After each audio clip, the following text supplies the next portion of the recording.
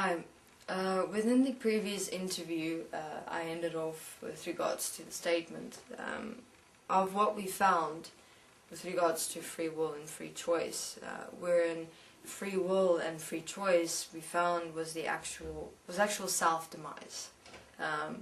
Was an demise that played out as a consequence within self, and that is allowed to play out as a consequence within others as self. Because within our process, the point of walking self-honest common sense, equal and one here, we realize that what I accept and allow within another, I'm actually accepting and allowing within myself. Because we realize that everything and all that exists is actually a manifested, reflected representation of ourselves. That beings, the world, existence, reflect ourselves back to ourselves. That what we accept and allow within manifests without. Within equals without. So what we exist as who we are, creates a manifested physical real reflection of who we are. So who we are reflect who we are. And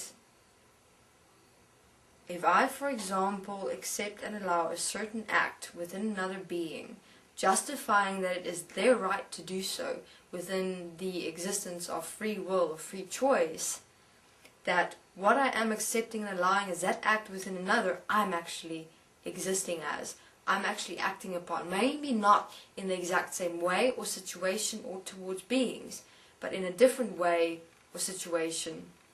And yet the essence of that act is exactly the same. But I want to continue existing as that act because I've defined myself as it. So for me to exist as it and continue existing as it, I will allow it within another, I will accept it within another and tell them it's alright, it's your right. You have free will.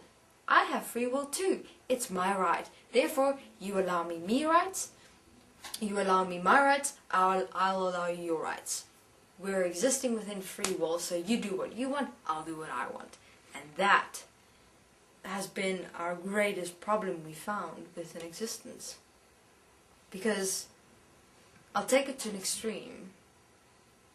What we're actually saying within that is that, for example, let's take abusers within this world.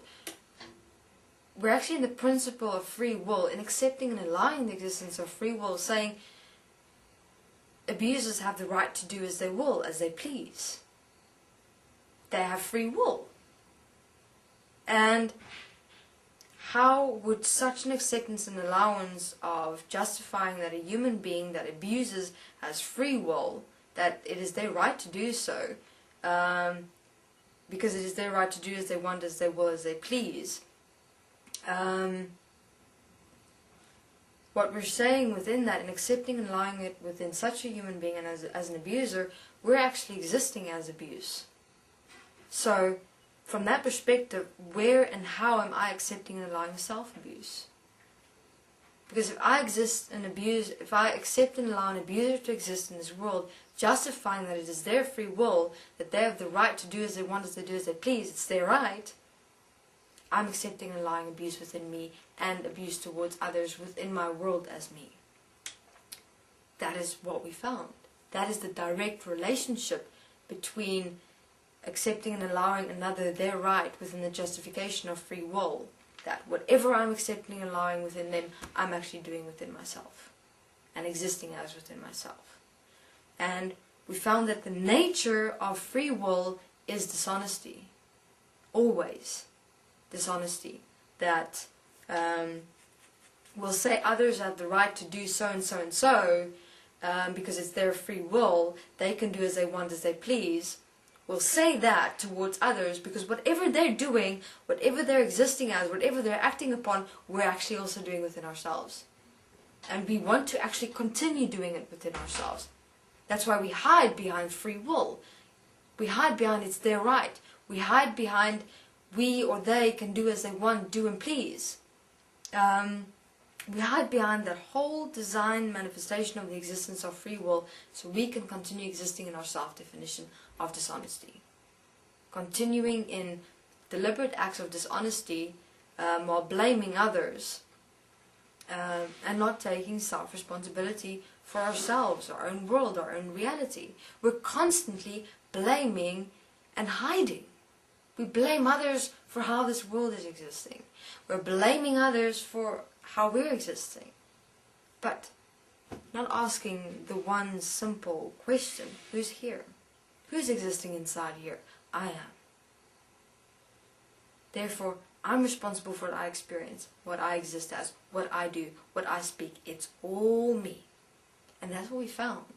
We found that each and every single one is individually responsible for everything that they experience, speak, and do and act upon.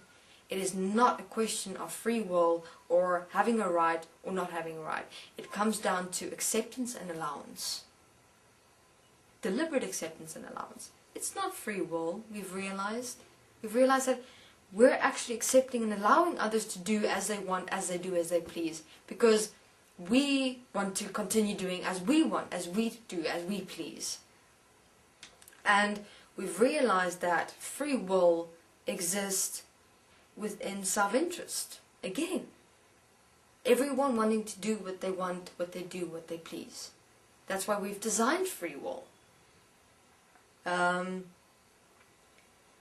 To defend and protect our own self-interest, our own egos. Because I want what I want. I want to do what I want, what I'll please. I'll get whatever I want. It's all I, want, need, desire, desire, desire. It's so obvious that it's self-interest, not considering anything or anyone else, only out there to survive as one's own ego, as one's own definitions. So